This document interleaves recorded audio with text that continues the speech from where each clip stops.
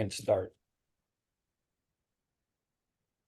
Hello, my fellow Americans. I'm Bill Lipinski, and next up is our cleanup hitter, Ray Hanania. And since I know nothing about sports, baseball, or football, I'm going to assume cleanup hitter is the guy that comes in and saves the day. I don't know, but I am Ray Hanania, and this is Two Guys on Politics. It's February 29, 2024, and this is season 3, episode 7. And we have some interesting politics to talk about. We just saw Biden and Trump in the Michigan primary elections. And we saw that there was a protest from Arab Americans who were angry. They got a big population in Michigan. And also news with the no labels.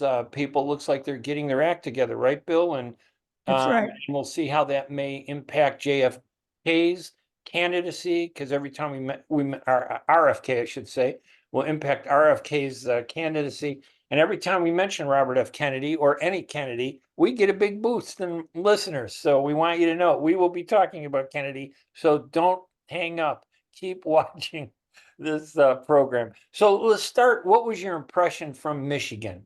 What did you think of the election first with Trump and Nikki Haley, who continues to run for president, even though she hasn't won a primary yet?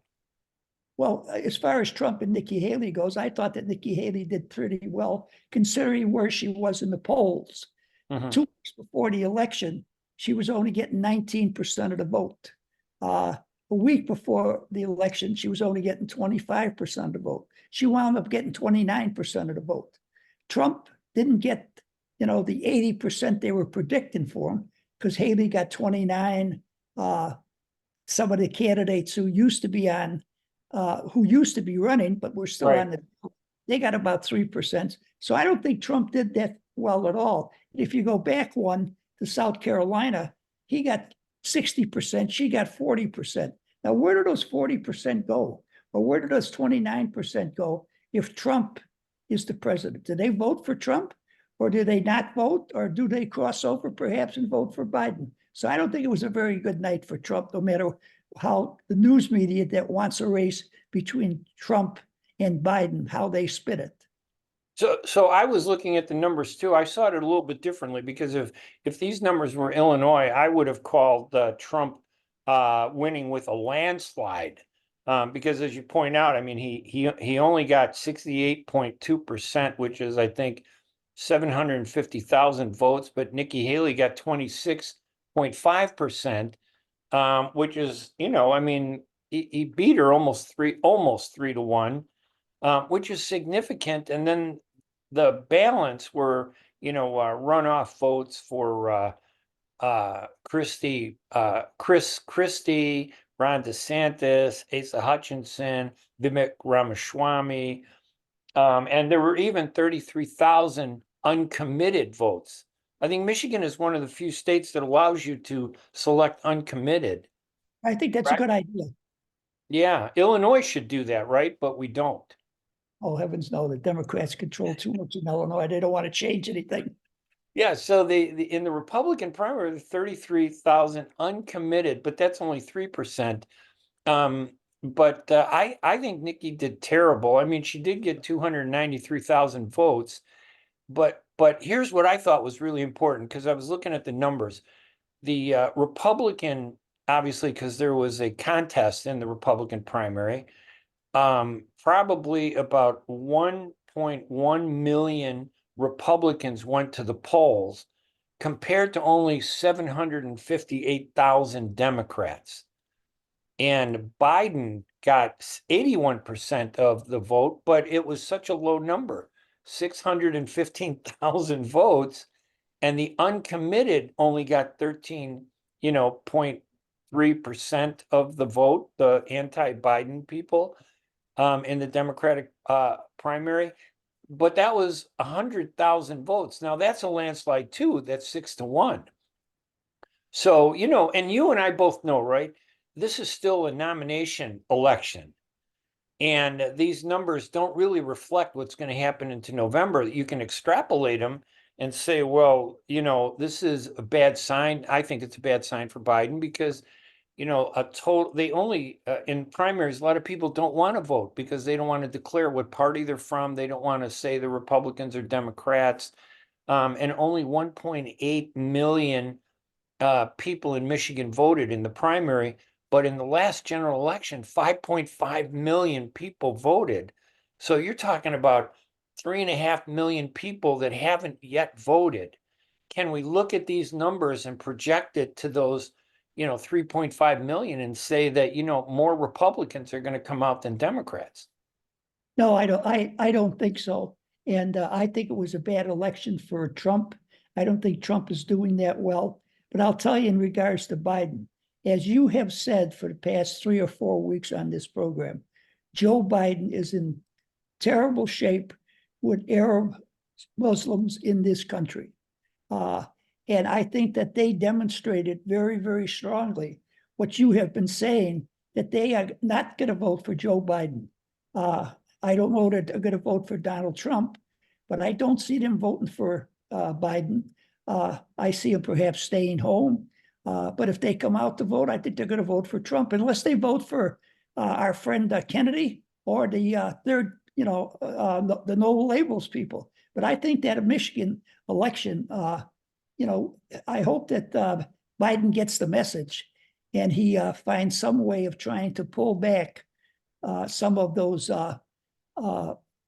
Muslims and Arabs that he had 4 years ago that he obviously doesn't have at the present time. And it was a very strong, impressive showing, as far as I'm concerned, on the part of the Muslims who wanted people to vote non-committal. Yeah, and here's the interesting thing about Michigan and this, they call it the abandoned Biden campaign. So the Arabs and Muslims and a lot of these far left wing and some right wing Arabs, because remember, Arabs are really, when you strip down the politics, Arabs and Muslims are very conservative. Yes. We believe in family values. We oppose abortion, with only certain minor restrictions, but we're against this progressive definition of abortions. We believe in religion in schools, prayer in schools, and support for religious schools. And we also believe in this family value that it's a man and a woman constitute the family. I don't like to think that I'm sure some do, but I don't discriminate against gays, but I don't embrace that lifestyle. It's not part of what I believe, in my culture as an Arab American. So we are more aligned with the Republicans on a lot of these major issues than we are with Democrats. The only thing that pushes Arabs and Muslims out of the Democratic circle, out of the Republican circle, is the really deep evangelical conservative movement that that brings in Israel, and it forces us into a party that we're not really comfortable in, with the Democratic Party. It really is kind of an unusual quagmire to be in that position. Well, you shouldn't let one issue determine where you're going to vote or who you're going to vote for. I totally agree with you, but unfortunately, it's such a big issue for them that it's very hard to do that. See, I try to explain to people that when you vote for somebody, there's no such thing as 100%. If you agree with them 70% in American democracy, Republican or Democrat, I think that's pretty good. Oh, I But agree. There's only one person I voted for president that was perfect, and his name was Ronald Reagan. right. I mean, since then, there's been good and bad about every candidate since. Besides Reagan, I liked Dwight D. Eisenhower. I thought he was a great president. I liked Ike too. I like Ike. That was his slogan. I I like like Ike. I like Harry Truman also. Yeah, you kind of got so with him. Oh, I know why too. Yeah. So, I but it's interesting, and here's the real question for Biden.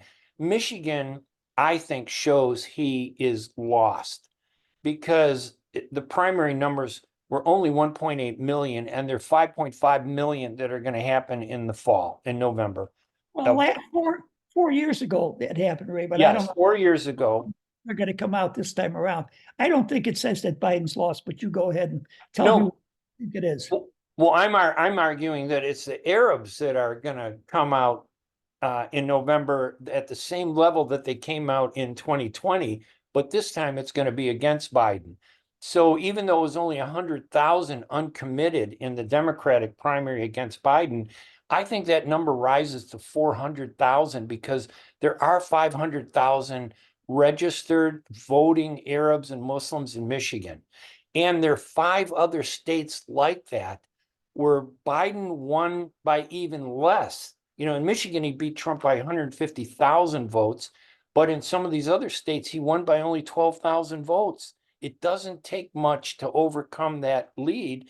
And if he loses 3 states, 37 electoral votes, he cannot get 270 electoral votes to become president. Well, that's a strong possibility, particularly when you have two other, relatively strong candidates running, Kennedy and the no labels people. Well, and maybe this is a good segue to go into that because if Biden doesn't get the 270 electoral college votes that he needs, it doesn't mean that Trump is going to get the 200. It doesn't mean that those Arab voters are going to go to Trump. Right. They may go to no labels or they may go to Robert F. Kennedy when they run it in November. But tell us about the no labels party. It seems I like don't they're know getting who, their act together. yeah, well, they're on the ballot now, I think, in 13 states. But they still don't, they have not announced who their candidate is going to be. Supposedly, they're going to plan on doing that after Super Tuesday. Well, then they have to go to a convention in April in Dallas when they will have their presidential candidate and they will have their vice presidential candidate anointed as their official no labels candidates. I think that's awful late to start a presidential campaign, but let's assume that they have some success. If you have a case where Biden doesn't get enough electoral votes and Trump does not get enough electoral votes, and the way that can happen is if no labels candidate wins a couple of states, Kennedy wins a couple of states, and I personally believe that's a strong possibility. There will not be enough electoral votes that anyone Right. will have. It will go into the House of Representatives. In the House of Representatives, every state gets one single vote. And it supposedly is based upon the popular vote a presidential candidate has gotten. Say in Illinois, no doubt Biden will probably get the popular vote. He'll be first in the popular vote. He won't win it by enough, to get the electoral votes. But if that happens, we could have a situation where Biden, the Republicans won't support Biden, the Democrats won't support Trump, and they might very well pick Kennedy or the third party candidate from no labels, which I think would be very good for this country. Because you're going to the Senate and the House either controlled by the Democrats or the Republicans. I frankly think the Democrats are going to wind up controlling the Senate and the Republicans are going to wind up controlling the House. But it doesn't really make any difference because there you will have a strong buffer against whoever winds up being the president. So that president is really going to have to be bipartisan to get things done. And that's what the American people would like. A bipartisan president, a House, a Senate, and a president who's not interested in party labels. They're just interested in accomplishing things for the American people. Well, is there any chance that the No Labels Party would endorse Robert F. Kennedy Jr., for example? He's only gotten on 2 states. He's fighting to get on other states. And the fact that No Labels is on, I think you said 13 states, he would be smart to try to partner with them. And I wonder if they don't have a candidate this late in the game, whether he might be the best option for them. He might be, but I don't think they would pick him because No Labels is a moderate group of people. Right. They are probably slightly more Republican than Democratic. So I doubt that they would pick, a Kennedy as their standard bearer. I could be wrong. I'm not involved with them. I was extremely disappointed when I got involved with them because to me they were moving so slowly they were never going to be a factor. And I still think that I'm right, but we'll see. But if they do get on the ballot, if Kennedy gets on the ballot in enough states, they can take votes away from the two primary candidates. It could go into the House of Representatives, and it will. We are uncharted grounds because the Constitution says that's how it's going to go, but they don't go into any great details. You know, Right. who is the person that's going to be selected to cast the votes, you know, for the state of Illinois? No one really knows. Wow. It's never happened before. It is not written down in the Constitution. Right. So, I mean, we could pick you and say, you know, Joe Biden got more votes than anybody else in the state of Illinois. You go to Washington and you cast your one vote for Joe Biden. Right. You get there and you decide, I don't really like Joe Biden. I'm casting my vote for Trump, for the third party. You know, So you don't have to be, if you're the person, if they tell you go cast the vote, you still can vote any way you want then, basically. Well, there's no place in the Constitution that says that you have to do that. What a mess. That's going to be a real mess. You know, it does look like, and then on top of all this, we have the legal problems that Donald Trump has.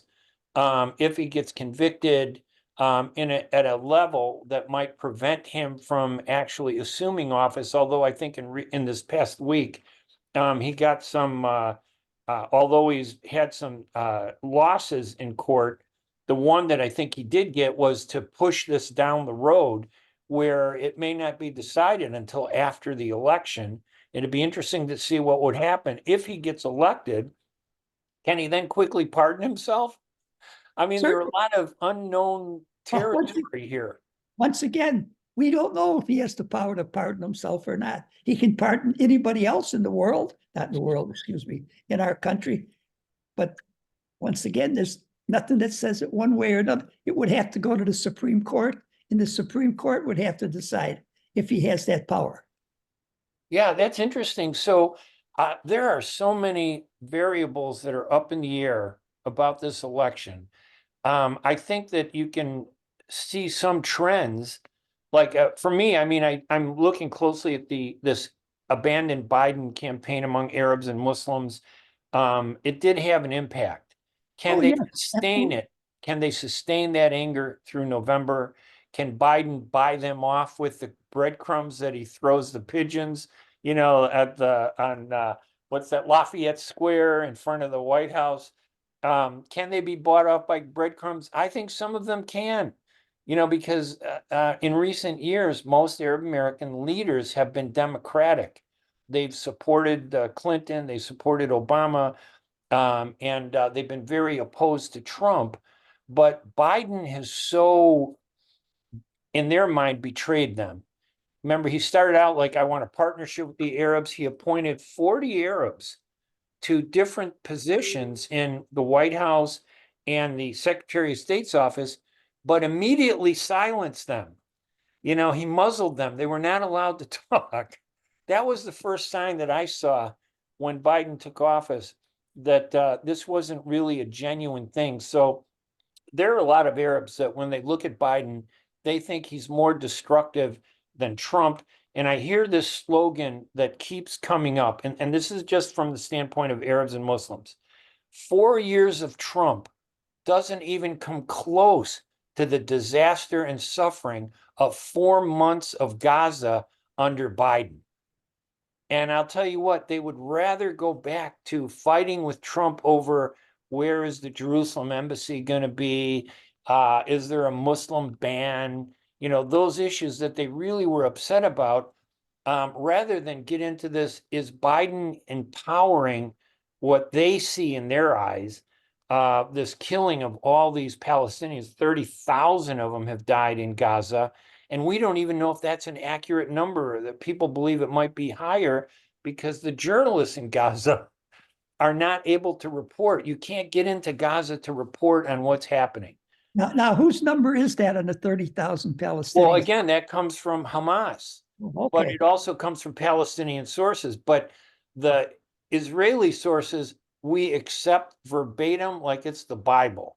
the Arab and Palestinian sources, we question, and you see this in the media, you know, that they just state factually that the Israelis said this, it's true, but the Palestinians, according to the Hamas, backed health department, they're claiming this. So is it exaggerated? I'm sure it is.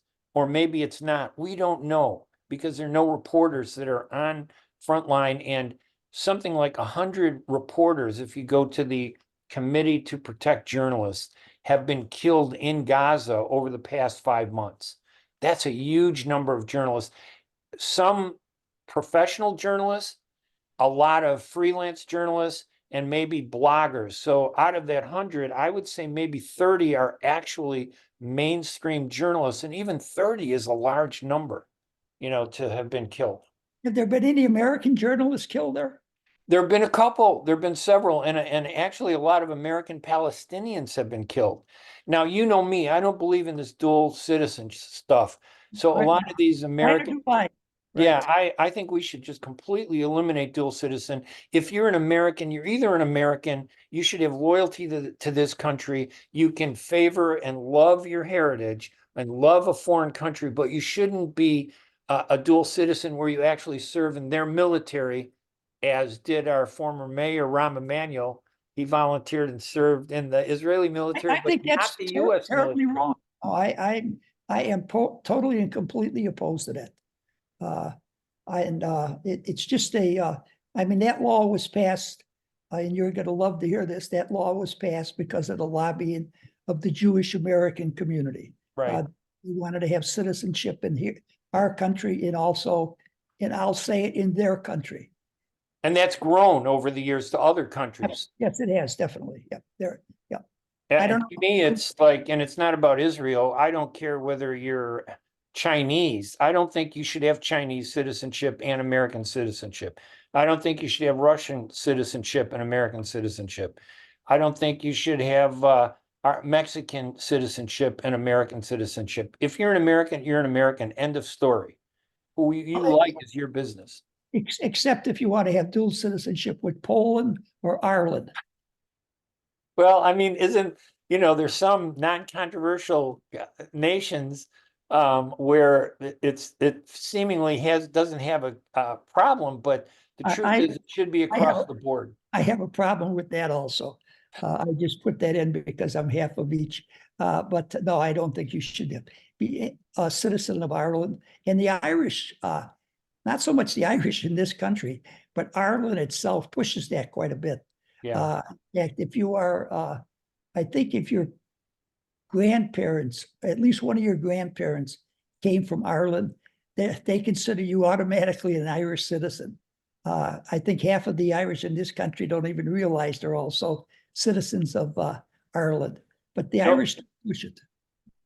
No one should be asked to swear an allegiance to a foreign country if you're an American citizen. Absolutely not.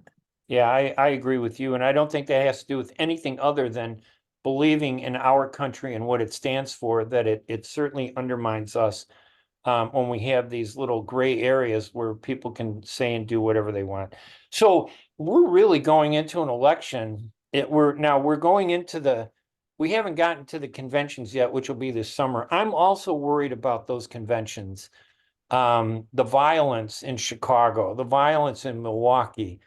I just am worried that you're going to see a delegate get carjacked, get robbed.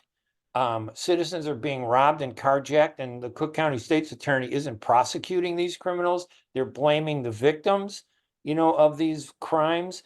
And I just can't, I'm just worried about how terrible that's going to be and that it might distract from the politics. Whose hands do you think that plays into if crime dominates the Democratic convention? Well, I think it plays into Trump's hands. Yeah. Because Trump is viewed as the stronger person for law and order. Yeah, I'm afraid that the Democratic convention in Chicago is going to look like a much worse situation than 1968 in Chicago did. I think 1968 in Chicago is going to be viewed like almost nothing happened compared to what's going to happen this time around. You have all these various groups. I mean, look how the Democratic Party at one time, the vast overwhelming majority of Arabs and Muslims were members of the Democratic Party. That certainly isn't true today. No, they're fleeing the Democratic Party. Absolutely. So many of the white working class have fled the Democratic Party. That's really the basis of Trump's support, is the white middle class, poor classes of working people. That's the people who really support Donald Trump. Yeah, I think you're right. I mean, Trump won because there were a lot of Democrats, less income, and according to the media, I don't know if I believe them, less educated. And I think Hillary Clinton destroyed her campaign by referring to them in an entitled way, calling them the deplorables.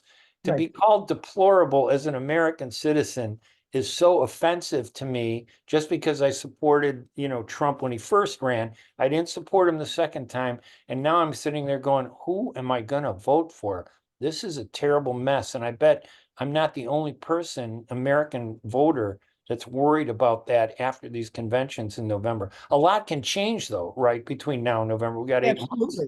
Sure.